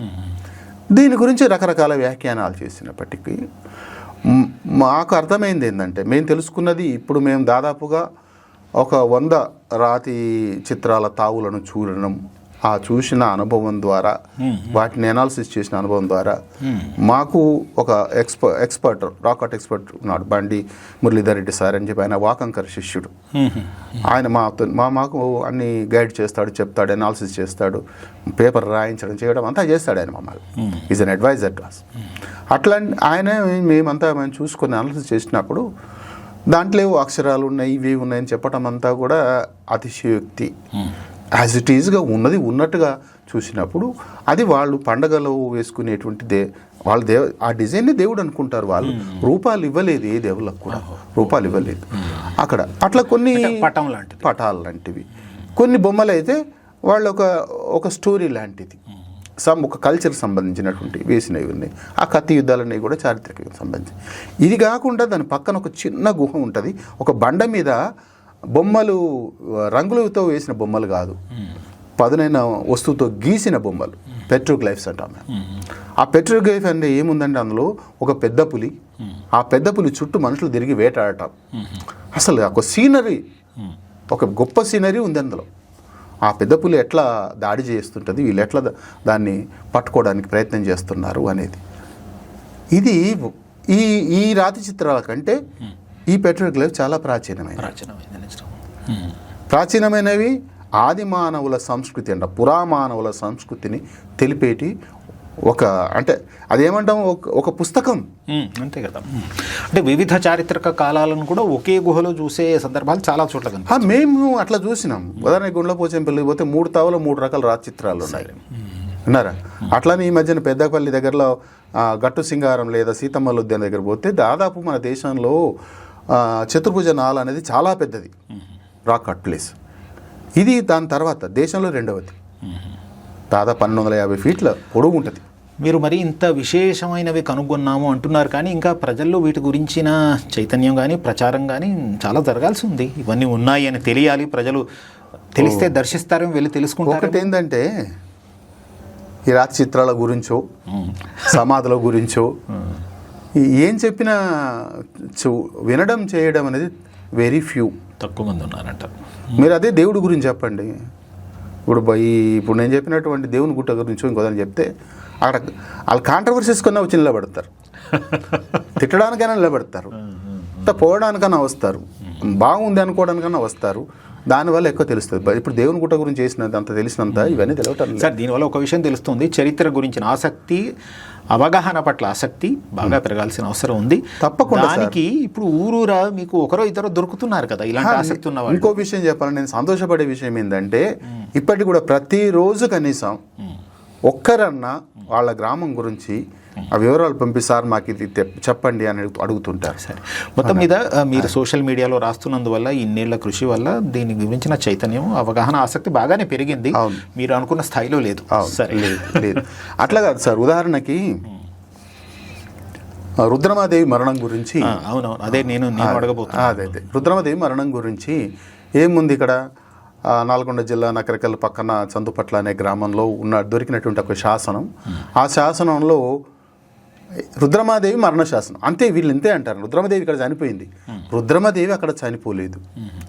అంటే ఆ శాసనం గురించి చెప్పుకోవడం ఉంది, కానీ దాని గురించిన అవగాహన సరిగ్గా లేదన్నారు. రుద్రమాదేవి పేరు ప్రస్తావన అందులో ఉన్నది. పువ్వుల ముమ్మడి అనేవాడు రుద్రమాదేవి దగ్గర సర్వసైన్యాధికారిగా పనిచేసిన మల్లికార్జున నాయకుని యొక్క భృత్యుడు. అతని దగ్గర భృత్యుడు. మల్లికార్జున నాయకుడు చనిపోతే మల్లికార్జున నాయకుడితో పాటుగా చనిపోయిన రుద్రమదేవిని కూడా స్మరిస్తూ వేసి వాళ్ళ పేరు మీద ఒక దానం చేసిన శాసనం అది, దాన శాసనం. రుద్రమాదేవి ఆ శివలోకానికి విచ్చేస్తే నాయకుడు ఆ లోకానికి వెళ్తే అని వాళ్ళకి ధర్మార్థం పుణ్యార్థం దానం చేస్తున్నానని చేసింది. ఇంతవరకే. ఎక్కడ చనిపోయింది, ఎప్పుడు చనిపోయింది, ఎట్లా చనిపోయింది, దీని గురించి చరిత్రకారులు రకరకాల వ్యాఖ్యానాలు చేసి సేమ్ ఇటువంటి శాసనమే అన్నారా. ఇటువంటి శాసనమే గుంటూరు జిల్లా ఈపూర్లో ఒక శాసనం ఉంది. ఆ శాసనంలో రుద్రమాదేవి యొక్క అంగరక్షకుడు బొల్నేని అనేవాడు చనిపోయినాడని ఆయనకును రుద్రమాదేవికి ఇద్దరికి కూడా ధర్మార్థంగా చేసిన దాన శాసనం ఉంది అక్కడ.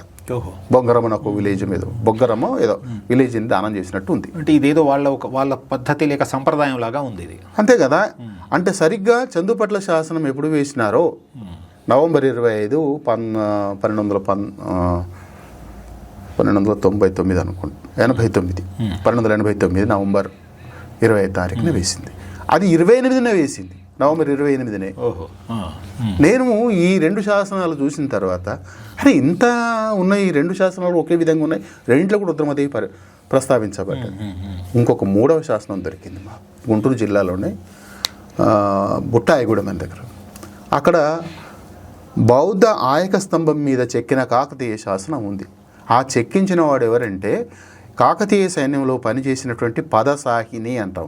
పదసాహిని అంటే కాల్బలం యొక్క సైన్యాధ్యక్షుడు, ఆయన సోమనాయకుడు అనుకుంటాను అతని పేరు, అది అంటే సరిగా లేదు.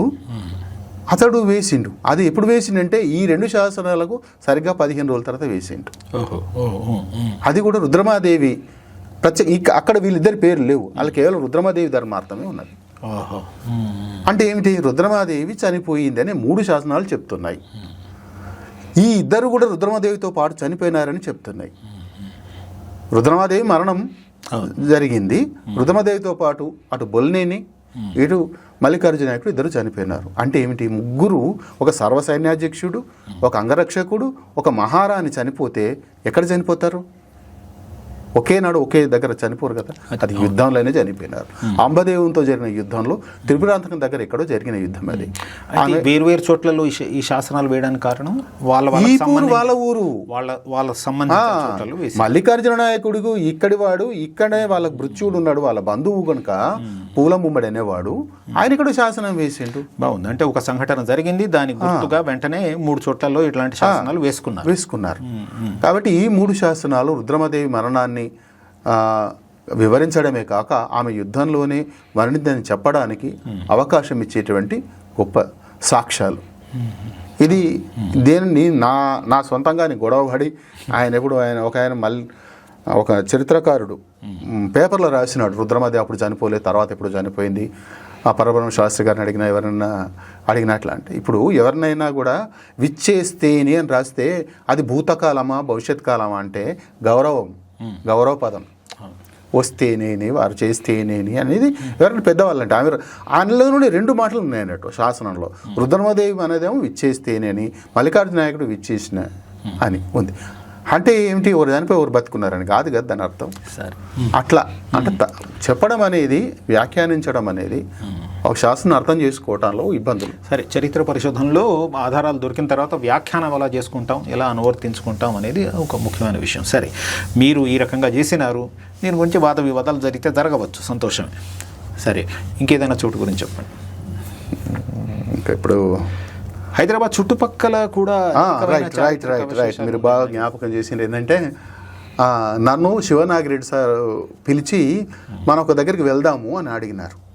ఆయన గొప్ప స్థపతి, చరిత్రకారుడు, ఆయన డిపార్ట్మెంట్లో పనిచేసిండు, చాలా ప్రేమగా అభిమానంగా ఆత్మీయంగా ఉంటాడు. మేము ఎప్పుడు డిస్కషన్స్ అవి నడుస్తుంటాయి. ఎక్కడికి సార్ అంటే హైదరాబాద్లోనే అన్నాడు. హైదరాబాద్లో ఏముంది సార్ అంటే జూబ్లీ హిల్స్లో బిఎన్ఆర్ హిల్స్ అనేది ఒకటి ప్రదేశం ఉంది.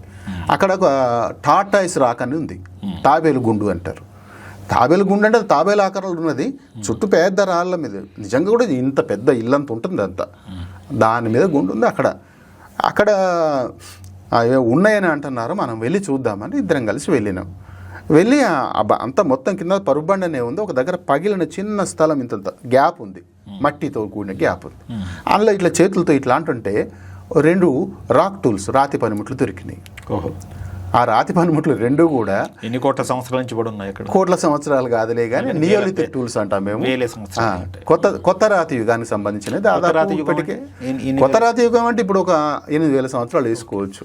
అంటే ఇప్పుడు ఈ ఇనుప యుగం అనేది 4,000 సంవత్సరాలు, దాని తర్వాత ఒక 2-3 వేల సంవత్సరాల పైకి పెంచుకుంటే ఈ 7-8 వేల సంవత్సరాల క్రితమే ఆ 2 పనిముట్లు దొరికినాయి.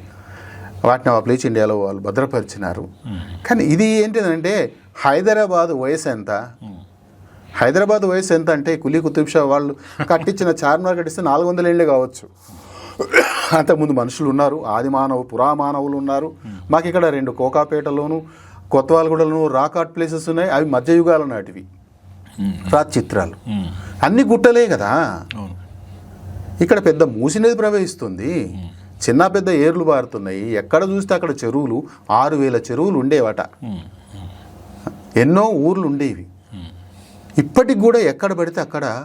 మొన్న మేము ఇక్కడ మంచిరేవుల దగ్గర కూడా ఒక కొత్త రాక్ ఆర్ట్ ప్లేస్ని చూసినాం మేము. అంటే ఇంకా ఎన్నో దొరకాల్సినవి, చూడాల్సినవి ఉన్నాయి కదా.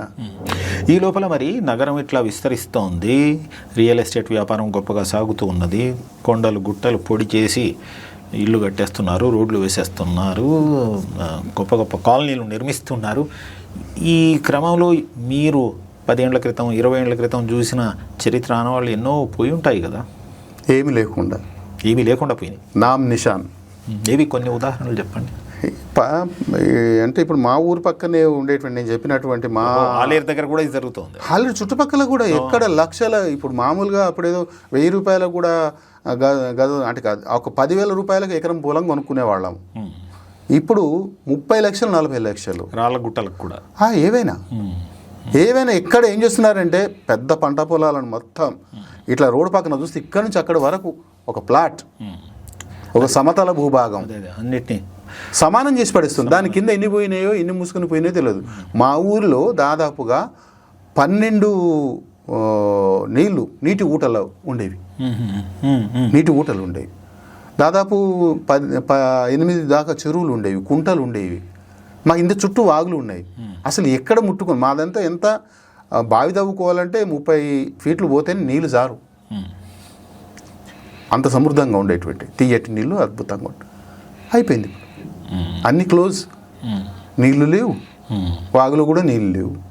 దీనితో పోలిస్తే ఇప్పుడు చరిత్ర పరిశోధనలకు వెళ్ళినప్పుడు ప్రతి చోట కూడా ఆ ప్రాంతపు భౌగోళిక స్థితి, ఆ ప్రాంత వాతావరణ స్థితి, అక్కడ వాలు ఎలా ఉంది, గుట్టలు ఎలా ఉన్నాయి, దాన్ని బట్టి నీటి వసతిని ఏర్పరచుకోవటం, ఊరిని నిర్మించుకోవటం, ఒక జీవన విధానాన్ని ఏర్పరచుకోవటం, అక్కడ ఏ రకమైన చెట్లు పంటలు వస్తాయో ఆ రకంగా ప్రకృతితో కలిసి మనుషులు తమ జీవనాన్ని ఏర్పరచుకునే పద్ధతులు ఆవిష్కరించుకొని తెలుసుకొని ప్రయోగాలు చేసి గడిపిన సందర్భాలు ఎన్నో యుగాలవి కనిపిస్తుంటాయి కదా. అక్కడికి వెళ్ళినట్టు ఈ రకంగా కూడా చూడడానికి చూస్తున్నాం సార్. అట్లా కూడా అంటే ఇప్పుడు మేము మానవ ఆవాసాలు అంటాం, హ్యూమన్ హ్యాబిటాట్స్ అంటాం. హ్యూమన్ హ్యాబిటాట్స్ ఎప్పుడు ఎట్లుండేవి? పాతరాతి కాలంలో అయితే కొంచెం ఎత్తు మీద ఉండేవాళ్ళు, మధ్యరాతి కాలంలో కొంచెం దిగినారు కిందికి, ఆ తర్వాత కొత్త రాతి వచ్చారు కింద పరుపు బండల మీదకి వచ్చినారు. అంటే వరదలు వస్తే సమస్య ఉంటుందని. అంటే అప్పుడు వాళ్ళు దట్టమైన అడవులు, జంతువులతో భయం. వాళ్ళు వేటాడడానికి పోతే వీడు ఆ జంతువుని వేటాడతాడా, దాంతో వీడు వేటాడబడతాడా తెలియదు కదా, ప్రమాదం ఉండే. ఇంకోటి ఏంటంటే ఇప్పుడు కట్టుకున్నట్టు ఇండ్లు వాకిన్లు లేవు, కట్టుకున్న సమాధులు జాడలు కూడా లేవు. పోతే ఆడు కూడా ఆ జంతువుతో పాటే పోతాడు, అంతే తప్ప అవన్నీ ఏం లేవు. కానీ వాళ్ళు మిగిల్చిన ఏమున్నాయి? పనిముట్లే వాళ్ళ గుర్తింపు, పనిముట్లే మన చరిత్ర. ఇప్పుడు అభివృద్ధి క్రమంలో ఈ ఎంతో కొంత వినాశనం అయితే తప్పదు. ఎంత సున్నితంగా వ్యవహరించినా, ఎంత జాగ్రత్తగా వ్యవహరించినా ఆ దృష్టికోణం ఎట్లా కనిపించడం లేదు. సరే, ఉన్న పరిస్థితి ఇట్లా ఉన్నప్పుడు ఈ చారిత్రక ఆనవాళ్ళు ఇదే క్రమంలో పోతే అసలు మిగలకుండా పోతాయేమో కదా. ఈ క్రమంలోనే వాటిని రక్షించుకునే పని, అంటే ఒక ప్రాంతాన్ని ఏదో మీరు అభివృద్ధి చేస్తున్నారు, గుట్టని తొలగిస్తున్నారు, కానీ అక్కడ ఏమైనా ఆనవాళ్ళు ఉంటే వాటిని భద్రపరిచే ఏర్పాటు అనేది చేయకపోతే చాలా కష్టం కదా. మేము అంటే ఎక్కడికి వెళ్తే అక్కడ వీలైనంత వరకు గ్రామంలోని పెద్దలని వాళ్ళని కలుపుకొని వాళ్ళకి చెప్పడం ఏంటంటే, మీ ఊర్లో ఎక్కడ చిన్న చిత్తగా విరిగినదో మంచిదో చెడ్డదో ఏమైనా దొరకనియండి, వీటిని తీసుకొచ్చి మీ గ్రామ పంచాయతీ ఆవరణలోనూ ఈ మధ్యన గ్రామ వనాలు అవన్నీ పెడుతున్నారు కదా, వాటిలో కానీ ఇక్కడ పెట్టండి. ప్రకృతి వనాలు కానీ పెట్టండి. పెడితే మీ ఊరు చరిత్ర ఉంటుంది. ఒకటి ఏంటంటే వాళ్లకు తమ గుడి ఏ పేరుతోనే వెనకటి కాలంలో చెప్పుకుంటున్నారో అంతవరకే తెలుసు, కానీ ఆ విగ్రహం ఏందో కూడా తెలియదు. అట్లా కూడా తెలియదు వాళ్ళకు. అవును, అది అంటే ఒక కాలం విగ్రహాన్ని ఇంకో విగ్రహంగా ఇంకో దేవత పేరు పెట్టి పూజించుకోవడం ఇదైతే ప్రతి ఊర్లోనూ కనిపిస్తుంది. ఉన్నది వీరగల్లను హనుమంతుడని పేరు. అంటే ఆ విగ్రహ స్వరూపం ప్రతిమా లక్షణం అనేది తెలియకపోవడం వల్ల. అవును సార్, దానికోసం ఏంటంటే ఇప్పుడు జూమ్ మీటింగ్లో వరుసగా 4 సార్లు నో యువర్ గాడ్ నీ దేవుడు నువ్వు తెలుసుకో అసలు అనగా నీ దేవుడి మీద విశ్వాసం ఉంది కానీ నీ దేవుడు ఎవరు నీకు తెలియకపోతే అట్ట అదేనే అట్లా టాక్స్ కూడా పెడుతున్నాం. ఇప్పుడు ఏంటంటే కేవలం పూజించుకోవడమని కాకుండా ఆ ప్రతిమ యొక్క లక్షణము, ఆ ప్రతిమని అలా రూపుదిద్దడంలో వెనక ఉన్న అర్థము. అవును సార్. ఇప్పుడు ఏంటంటే ఒక విగ్రహం ఉంది, ఆ విగ్రహం ఏ రూపంలో చెక్కినారో దానికి ఇచ్చిన చేతుల్లో పెట్టిన పరికరాలు ఏంటివి ఇవన్నీ ఆ దేవతా రూపాన్ని చెప్తాయి. కానీ ఆ విగ్రహానికి వేసిన నగలు, కాళ్ళ కడియాలు, కంకణాలు, ఈ బట్టలు, జుట్టు ఇవన్నీ కూడా ఆనాటి నాగరికత, ప్రజల నాగరికతని ప్రతిబింబిస్తాయి. ఎందుకంటే జస్ట్ ఇక్కడ మనుషులు ఎట్లుంటారో ఆ మనుషులే అక్కడ ప్రతిఫలిస్తారు. ఎందుకంటే ఏమంటే ఆంథ్రఫో మార్విక్ అంతే కదా, ఏవైనా మానవాకారంలో మానవ రూపాల్లో వచ్చినవే తప్ప మనిషికి ఎట్లుంటే ముఖం ఎట్లుంటే ఆ దేవుడికి అట్లనే ఉంటుంది. ఎందుకు అట్లా ఉండాలి? ఎందుకంటే చెక్కిన వాడు కానీ పూజించేవాడు కానీ తన రూపంలో తననే చూసుకుంటున్నాడు ఆ దేవునిగా, అంతే తప్ప వేరే ఏం కానదు కదా. మీతో మాట్లాడుతున్నప్పుడు ప్రాచీన మానవుడు, చరిత్రకు అందని మానవుడి దగ్గర నుంచి ఇప్పటి వరకు చెప్పుకోవచ్చు. అంతకుముందు మనుషులు రాకముందు కూడా ఎటువంటి జీవజాలం ఉంది, ఎటువంటి పరిణామాలు జరిగినాయి ఈ రాళ్లల్లో, ఈ నేల మీద, ఇవన్నిటిని కూడా అధ్యయనం చేస్తున్న వివరం అంతా కూడా ఉంది. తెలంగాణ వరకు ఇట్లా దర్శించుకోవడానికి వీలుందని చాలా చక్కగా మీరు చెప్పుకొచ్చినారు. ఇప్పుడు తెలంగాణ అనే ఈ విభజన ఇప్పుడు మనం చేసుకున్నది కదా, ప్రాచీన కాలంలో అయితే ఇలా లేదు. కాబట్టి మన పక్క ప్రాంతాలు, మన చుట్టుపక్కల ప్రాంతాలతో విడదీసి ఇలా గిరిగీసినట్టు చెప్పాల్సిన చరిత్ర కాదు కదా ఇది. అందువల్ల ఇది అందరికీ ఆసక్తికరమైంది. ఇప్పుడు తెలంగాణ అని పేరు చెప్పినా ఆంధ్ర ప్రాంతంలో ఉన్న వాళ్ళకు కూడా ఆసక్తికరమైనదే. మన దేశ చరిత్ర తెలుసుకోవాలనుకున్న వాళ్ళకి, చరిత్ర మీద ఆసక్తి ఉన్న ఎవరికైనా అబ్బురం అనిపించేవి చాలా విశేషాలు తెలుస్తున్నాయని సంతోషం కలిగించే విషయాలు చాలా ఉన్నాయి. ఇప్పుడు మీకేం కావాలి ఇంకా? ఈ పద్ధతిలో మీరు కొనసాగిస్తూ వచ్చారు. ఇప్పుడు మీ వయసు ఎంతండి? మీ వయసు చెప్తురు. నా వయసుకు నేను చెప్పుకోవడానికి ఏముంది, ఉన్న వయసే 68 సంవత్సరాలు. 68 సంవత్సరాల వయసులో మీరు ఈ బృందానికి నాయకత్వం వహించి నడిపిస్తూ ఉన్నారు. ఇంకా చేయవలసింది ఒక 5-6 రొట్లు ఉంది, అది ప్రాథమిక పరిశీలన మాత్రమే. అవునా? ఇది మరి తెలంగాణ తను తెలుసుకోవాలి కదా. తెలంగాణ అంటున్నాం కానీ మన గురించి ఎంత తెలియదో మీతో మాట్లాడుతుంటే తెలుస్తోంది. ఒకటే సార్, తెలుసుకోవడమే చేస్తున్న పని. నేను ఎవరికి గురువును గాను, నాయకుని అంతకంటే కాదు. జస్ట్ ఆయన మన ఎట్లా కూలి సహచరులు అంటాం కదా, కలిసి నడిచేవాళ్ళం. నేను ఎందుకు ఒక మధ్యలో నిలబడి ఒక బాధ్యతను తీసుకున్నాను అంటే, వాళ్ళు రకరకాల వ్యాపకాలలో, వాళ్ళ సొంత పనులలో, ఉద్యోగాలలో వాటిలో తలమునకలై ఉండి కూడా వాళ్ళకి ఇష్టంతో బయటకు వచ్చి ఈ పనులను చేస్తున్నారు. వాళ్ళ శ్రమను పంచుకోవటానికి వాటికి నేను చదివి చేసి వాళ్ళకు నేను సహాయపడాలనే పనే తప్ప ఇలా నేను ఏదో పైన ఉంటాను కింద ఉంటాను, నో సీట్స్ సార్. సరే, అది మంచి మాట చెప్పినారు. మీ వినయ లక్షణం తెలుస్తోంది, మీరు పనిచేసిన తీరు గురించి కూడా చెప్తోంది. కానీ ఇది ఇప్పుడు చరిత్ర నిర్మాణం మళ్ళీ చేయాల్సింది, మళ్ళీ తెలంగాణ చరిత్రను రాసుకోవాల్సింది. ఎన్నో కోణాల నుంచి కొత్త విషయాలు వచ్చాయి కాబట్టి విమర్శనాత్మకంగా పరిశీలిస్తూ మళ్ళీ కొత్తగా రాసుకుంటే ఓ కొత్త రకం ప్రవాహం వస్తుంది. చారిత్రక ప్రవాహం ఏమిటో మనకు తెలుస్తుంది కదా. ఇప్పటికే జరగాల్సి ఉంది. అవును సార్, ఇప్పటికే చరిత్రకు కొత్త యాడింగ్స్ అండ్ చేర్పులు జరిగినాయి. అవన్నీ గ్రంథస్థం కావాలి. పరిశోధనలు అనేవి మామూలుగా ల్యాబ్లో చేసే పరిశోధనలు వేరు. అంటే మనం కార్బన్ టెస్ట్ అంటామో, లేకపోతే ఇంకేవి టీఎల్టీ టెస్ట్, టీఎల్ఎం టెస్టులు, ఇవన్నీ కూడా ఆ దొరికేటువంటి పురావస్తుల మీద చేసే పద్ధతి యూనివర్సిటీల దగ్గర ఉన్నటువంటివి డిపార్ట్మెంట్ దగ్గర ఉంది, చేస్తుంటారు. ప్రస్తుతానికి డిపార్ట్మెంట్లో ఇక్కడ తెలంగాణ వారసత్వ శాఖ దగ్గర తగిన సిబ్బంది కానీ వాటికి కావాల్సిన లేవు కనుక వాళ్ళు ఎక్కువ పనిచేస్తారు. ముందు ఎంత అద్భుతంగా పనిచేసిన డిపార్ట్మెంట్ అందరికీ తెలుసు. ఇది ఆయన డిపార్ట్మెంట్ ఉండగా వీళ్ళుండగా మీరెందుకు చేస్తారంటే ఎవరిష్టంతో వాళ్ళు గుళ్ళు గోపురాలు దేశాలన్నీ తిరుగుతారు కదా. మేము కూడా పర్యాటకులమే. అంటే తెలంగాణలో ఇప్పుడు మీరు చేస్తున్నది కాకుండా ప్రపంచవ్యాప్తంగా కూడా చూసుకుంటే ఔత్సాహికులు ఆవిష్కరించిన చరిత్ర, ఔత్సాహికులు చేకూర్చిన సమాచారం ఇది చాలా ఉంది. అనేక సమాజాల్లో దీనికి ఉన్న ప్రాముఖ్యం గురించి గుర్తిస్తుంటారు. కానీ ఇప్పుడు తెలంగాణలో ఈ 20 సంవత్సరాలుగా జరిగిన పని చాలా ప్రత్యేకంగా చెప్పుకోదగిందే. ఔత్సాహికులు ఈ స్థాయిలో చేశారనేది పెద్ద ప్రణాళిక లేకుండానే చేస్తూ ఇంత పెద్ద విషయం. అది నిజంగా కూడా ఏదైనా పని చేస్తూ ఉంటే తప్పకుండా పని నేర్చుకుంటాము, నేర్చుకొని పని చేస్తాము.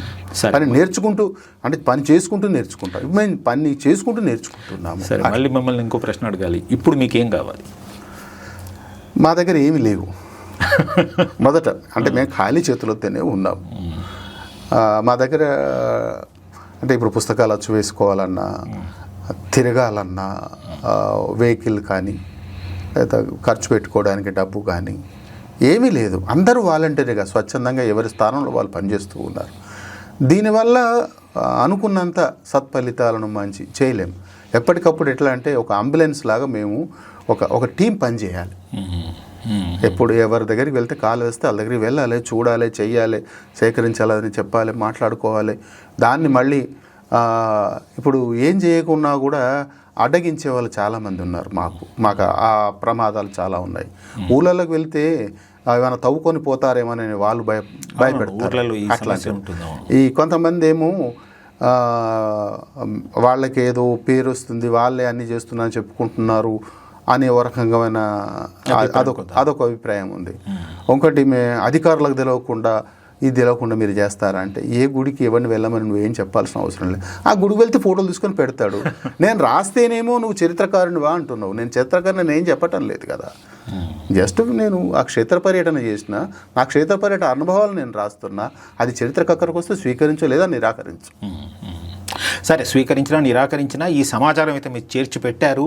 ఇది ఏదో ఒక రూపంలో భద్రంగా ఉండే అవకాశం ఈ డిజిటల్ యుగంలో అంత కష్టం కాదు. కాబట్టి ఈ సమాచారం ఉంటుంది. బాగుందండి. గోపాల్ గారు, మీతో ఇట్లా మాట్లాడుతూ అంటే అవును సార్, ఇప్పుడు నీకే తెలుసా? నాకు తెలియదనే మొదట సరే రిక్వెస్టే. నేను ఏంటంటే నాకు తెలియదు, తెలుసుకుంటున్నా.